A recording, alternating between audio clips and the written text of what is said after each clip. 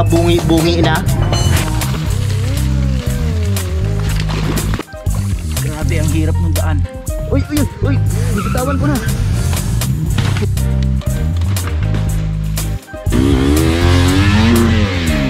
Taas pa pala. Parang mababa nga yung charging ko ngayon, 13.1 na naman. Ay, wala bang pick yan? Wala.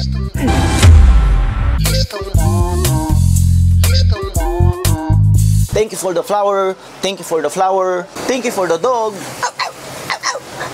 Thank you for the heart. Thank you for the heart. Sideline tayo, sideline tayo. Ang sakit na ng bulsa natin sa kaka-restore na itong Husky 250. Yun mga kalisto, welcome back to our channel. Part 3 na po ito ng Husky FC 250 recondition. Yan, ang daming sakit ng ulong dinanas natin dito mga kalisto. Ang episode natin today is palitan ng regulator, ayusin ang charging system, siguro palitan na rin ng battery. Then, palitan yung umuugang swing arm bearing.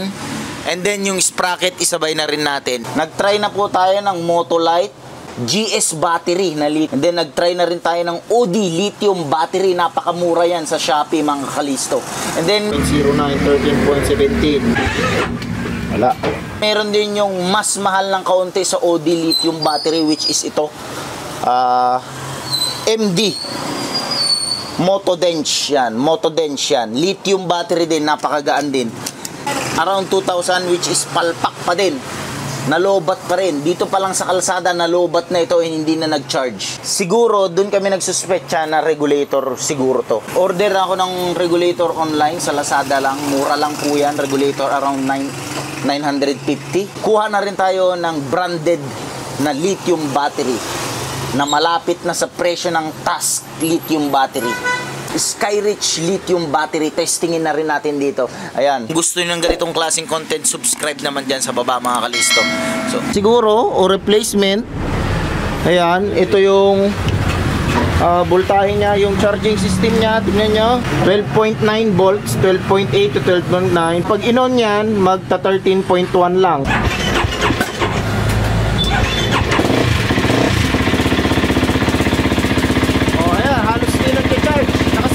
Bago. Oh, ayan oh. Wala.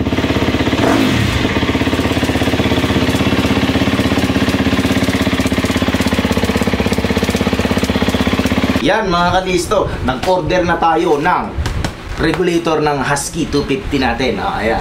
Sana ito na talaga ang solusyon dyan sa lobat problem ng ating motor. So hindi na to imported ha, Lazada lang to, Lazada. Pang KTM to, KTM.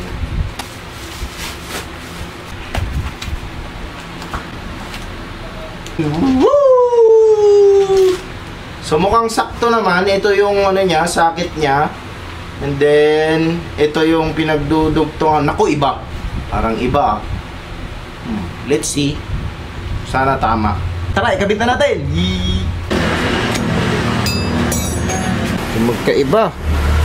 Sana tugma ito. Voltmeter lang. Ito nga yung positive. Positive, puti pula. Ah, okay.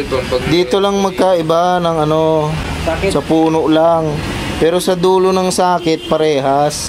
Okay, okay, okay. Ayan na po. The moment of truth. Okay. Naku, ganun pa rin.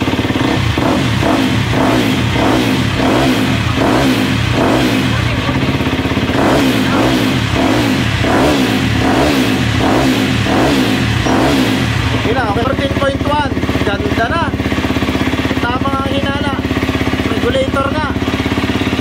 So, ilalagay na lang yung lithium battery dito. Minute.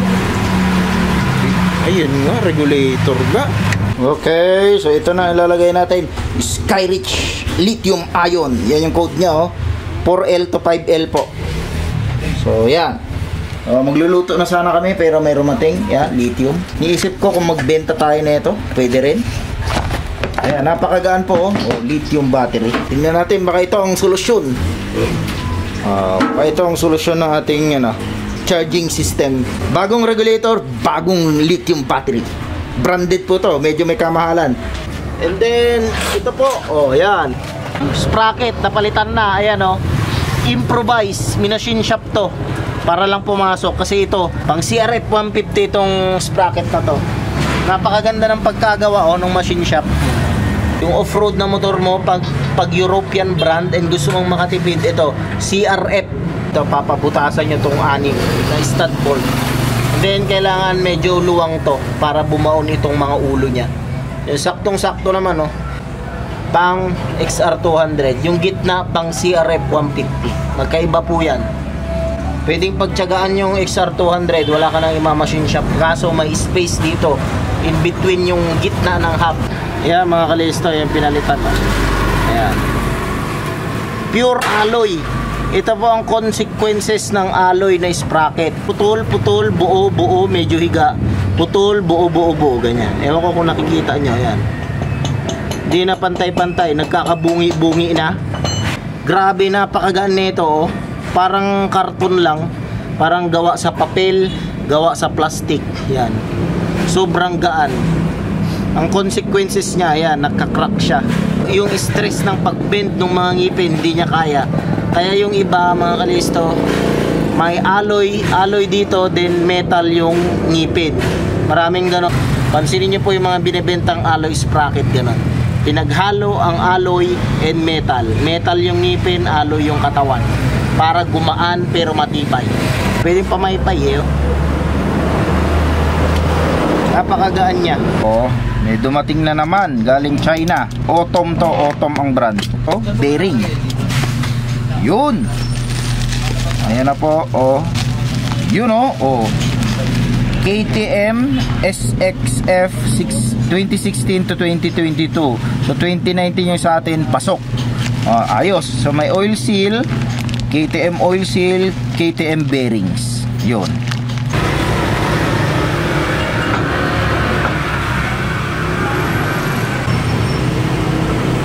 Ayan na yung galing sa Shopee na bearing. Pang KTM X SXF. Tama niya oh. Ayan oh. Konti lang naman yan, konting gas-gas lang yan. Yung sa tig-dalawa each swing arm, left and right, bali 4 po.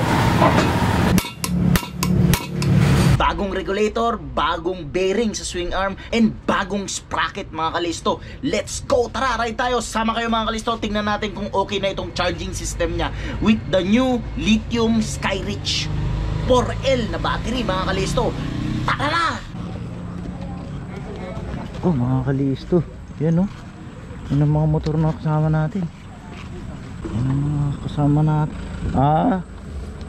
Weekdays. Sana hindi tayo magka-aberya. KTM Honda and Beta. Woo! Good luck sa atin.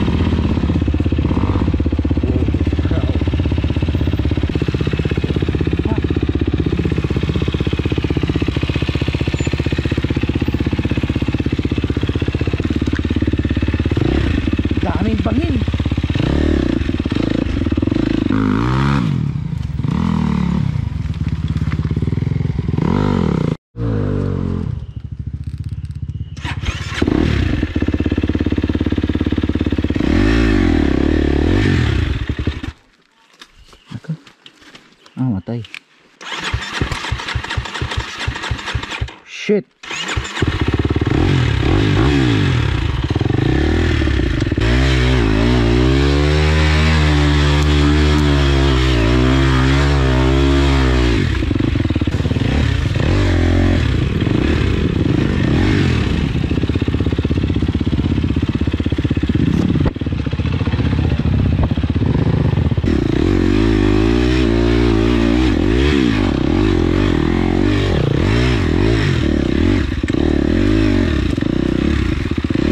Yoko, takot ako. Stopball yun doon. Hawakan na lang natin yung likod. Oo, yung bato na yun, naumbok. Stopball eh. Sana kung wala yun eh. Tapos, saan ang dadaan? Diyan? Ay, putragis yan. Yan, mga kalisto. Uy. So, yan. Tapos, diretso doon. Saan kaya to? Ayan, grupo na kasama natin, mga trail packers. Nabibitawan ko na. Dali ah. Uy, bibitawan ko na. Putang gala. Wala pa ito? Ayan o. Tanggalin yung bato. Pasubo ata ako. Ayan, oh, with the trail packers group. Oh. Ayan. Ay, pasubo ata tayo dito.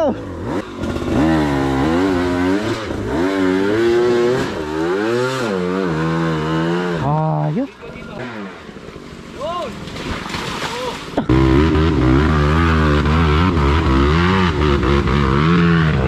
Yan, Master Wong. Ayan ang ano, panggaling.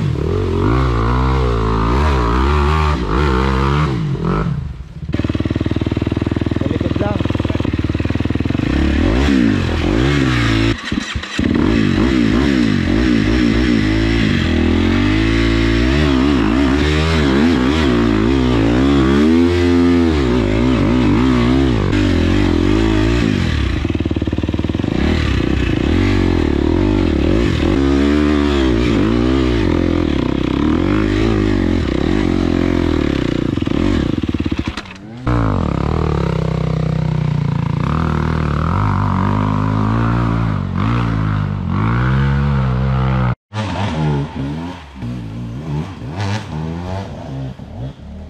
Hard ata itong nasamahan ko.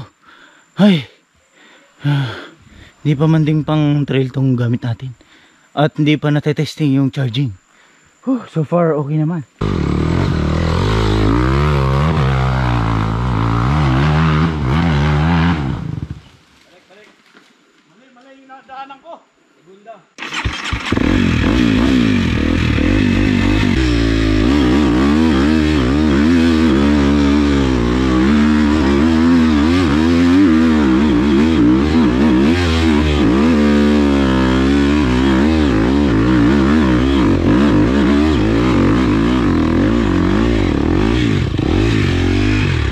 Anong tawag? Ito yung Wakali. TP Wakali. Ano yung TP? Trail Packers. Aba, nakapangalan sa kanila yung mga ruta. Yeah.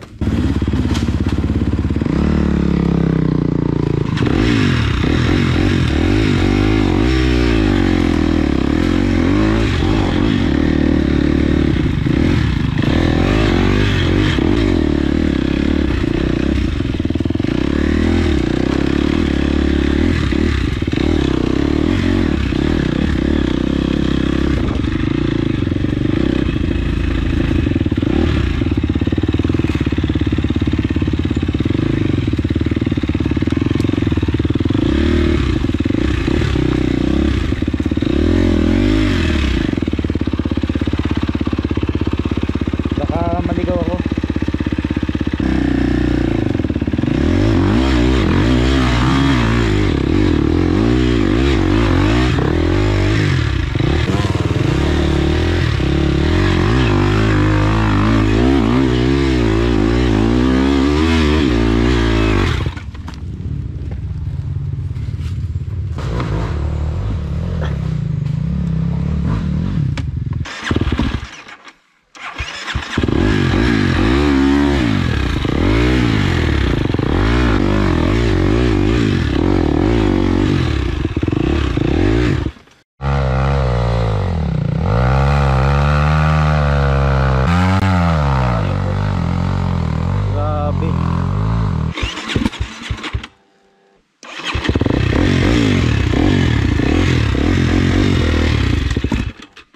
Yawo.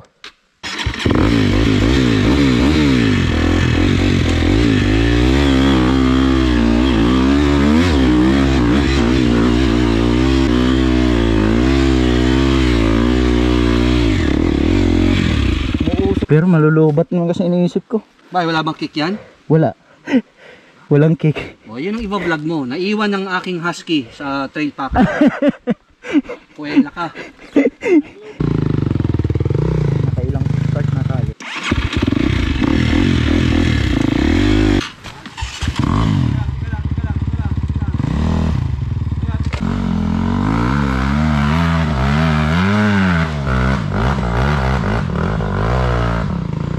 Wow! Ay!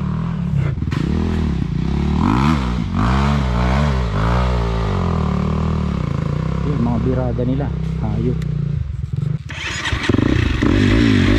Woo! Nakailang start na tayo, hindi pa rin nalulubat.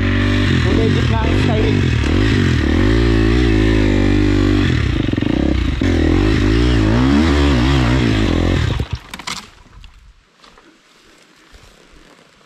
Mali. Wrong moves.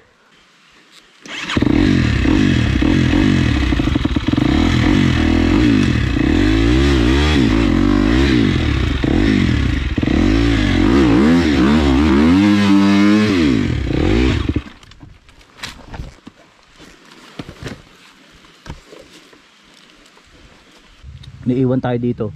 Pero naririnig ko yung mga motor nila sa taas umiiyak. Loh. Loh. Umiiyak ang mga motor nila dun. Grabe, tayo naman dito umiiyak. Uy.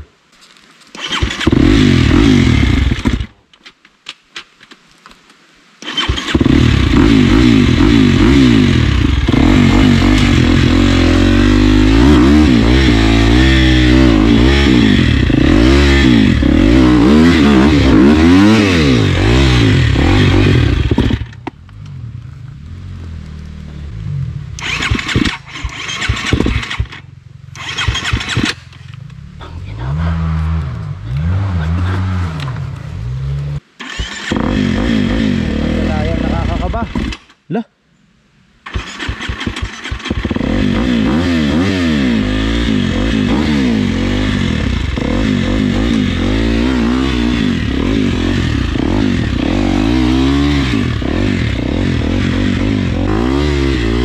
Putang ina, dumudulas talaga.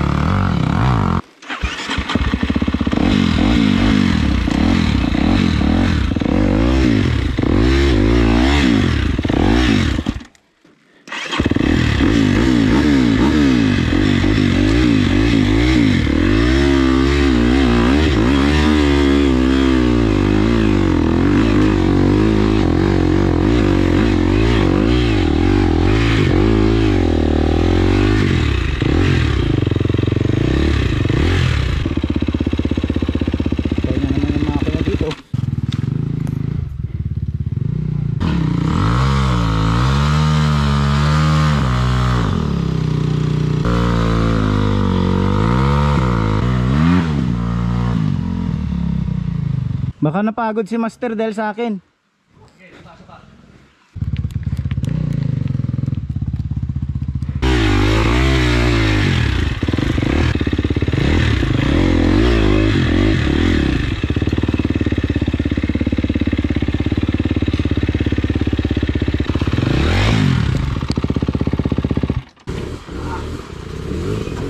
Mo. Okay. Nako, teka, hindi kita matulungan. Teka. Kuha ko ng ano. Uy, puta. Teka, kuha ko ng stand. Tanggalayan, ang bulusok pala talaga, oh.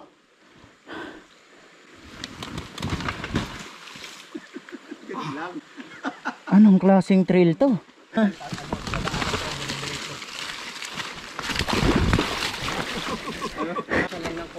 Para mawala yung... Grabe. Unless dito, oh. Dati kasi wala yung okay na yan.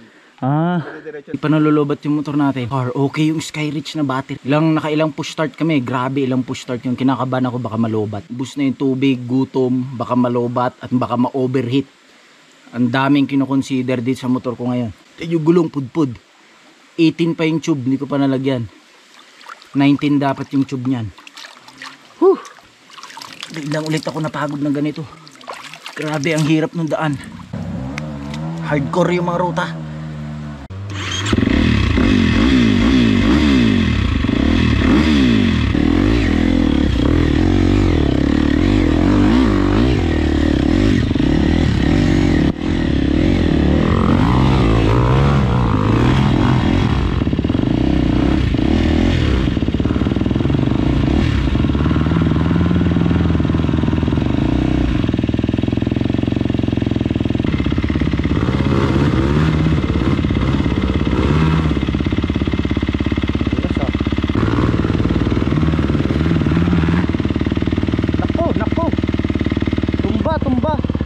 Master, kaya? Napagod dahil sa akin si Master. Ano ba to? Buti hindi ka nailusot doon, parang malalim eh. Oh.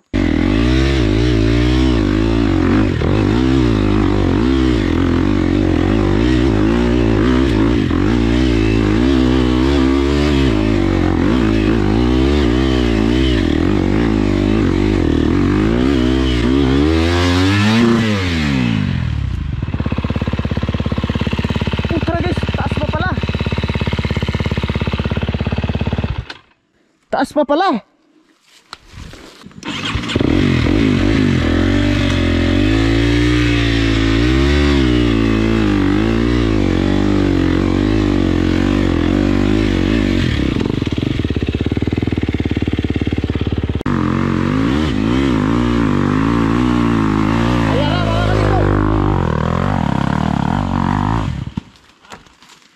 Grabe ang haba ng mga paa. Pag ako yung bagsak na ako. Naka-lowering link pa yan. Sorry mga master.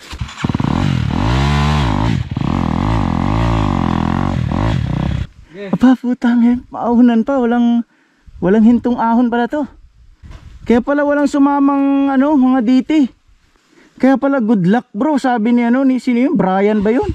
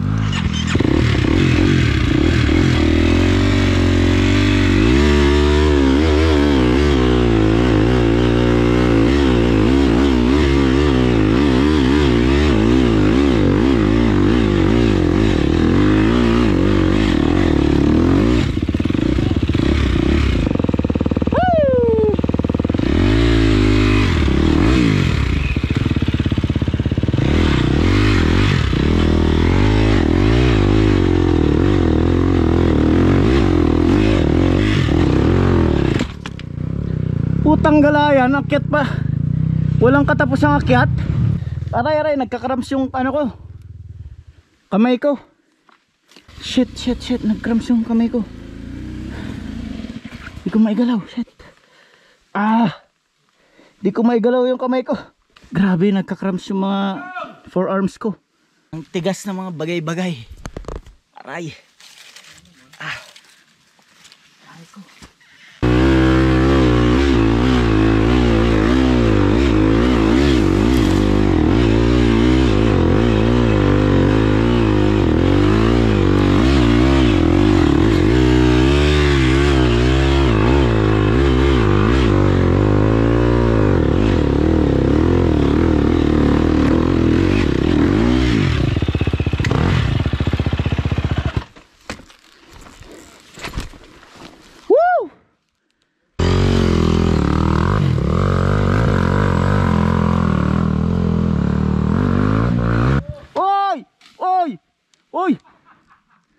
Hanep!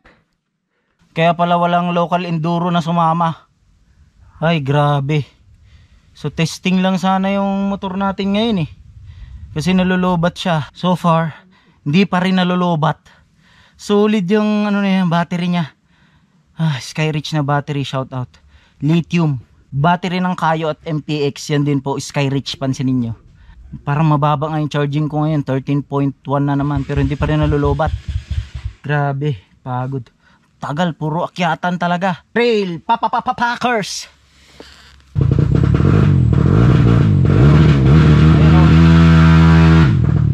Oh, yan, di makaahon. Oh.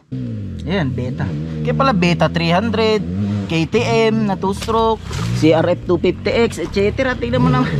Grabe naman itong ruta na to. Beta 300 yan. Beta 300 yan, mga kalisto. Ayan mga kalisto, beta 300 po yan, driven by Master Yami. Hindi ka mataba. Hindi ka makakasabay sa akin. Ayun, wala, pabigat pala dapat. Ilang kilo ka, Master? 92. 92? Oh.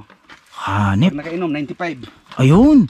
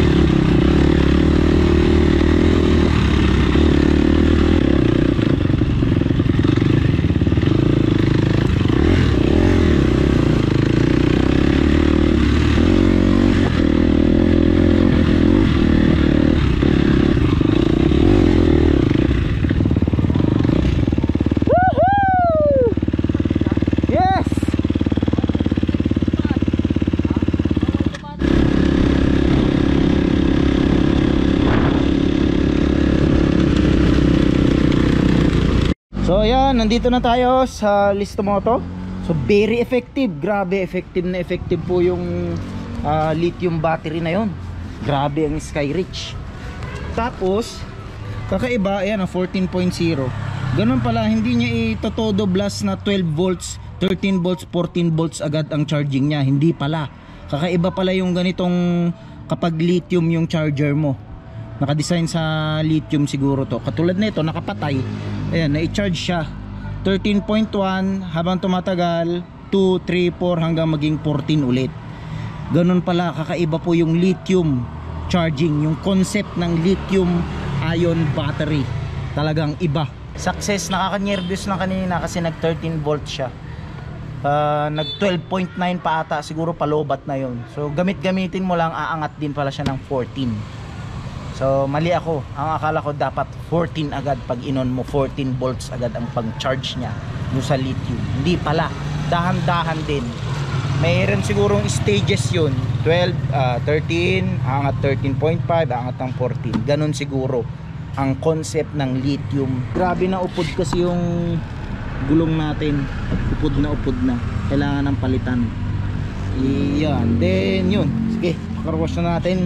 Very success. Yun mga kalisto, natapos din ang trail and nakita nyo naman sobrang pudpud na itong gulong na ito. Sa next episode naman, gamitin na natin itong bagong gulong na kinabit natin. Salamat po sa grupong nakatrail ko.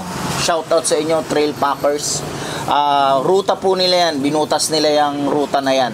So kawawa ko dyan dahil pudpud yung gulong ko. Halos 100 beses tayo nagpo-push start dyan. Arangkada, then patay, arangkada, patay. Ilang beses na ganyan, hindi nalobat ni minsan mga kalisto. Akala ko mai-stranded na yung motor at iiwanan na natin tong motor na to. Walang senyales na humina ang cranking power na ito mga kalisto. Napalitan na rin natin yung starter motor kung hindi nyo napanood yung version episode number 2 na itong motor na to. Masasabi na natin 100% na itong motor na ito. So, kailangan na nating dikitan ng Listo Moto sticker sa harapan mga kalisto. Buti na lang nakayanan natin at salamat sa iyo, Skyreach Battery. Hindi na iwan sa pisting ruta na yun mga kalisto. Salamat sa'yo Skyrich Battery kung gusto nyong bumili nito, kung gusto nyong ma-experience, nandyan po sa link description. Cash on delivery po yan. Matay-testing nyo, lalo na kung production kayo and walang kickstart yung motor nyo. Ito talaga ang napaka-the best na battery. Grabe. Salamat na discover ko to dahil sa MPX 300 na ni-review natin before. So 300cc ito yung nilalagay sa mga hard enduro riders, hard enduro owners, ito yung nilalagay nila. Kaya na-discover ko, medyo kamahalan pero grabe, 200 times mong i-push start. Kung napanood nyo yung video ng trail nyo, sinadya kong ilagay yung mga push start moment. Hindi talaga nalobat, grabe, ang kunat niya. Ang dami ko nang nasubukang battery. Ito lang talaga ang na-amaze talaga ako. Endurance na itong battery na to, grabe. Grabe, sobrang gaan. Legit siya. Para siyang task talaga. Same performance sa task battery na pagkamahal-mahal. Almost 6,000 yan and i-import mo pa.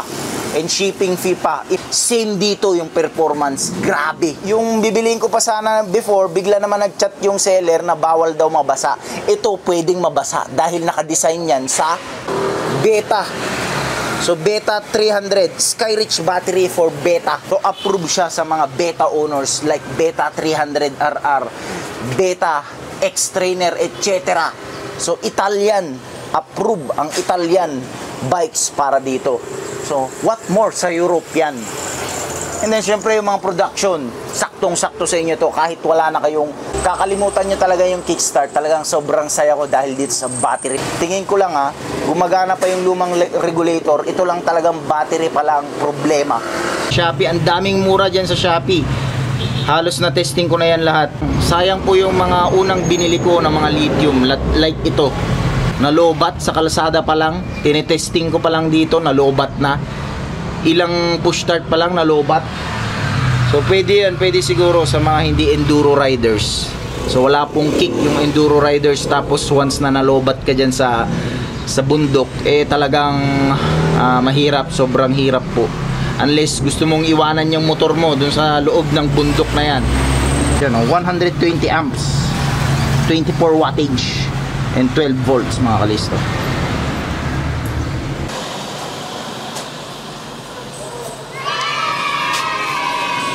O, saan tayo dadayo? Comment below lang. I-invite nyo naman kami dyan sa lugar nyo, mga kalisto. And dadayuhin namin kayo, mga kalisto. Comment below.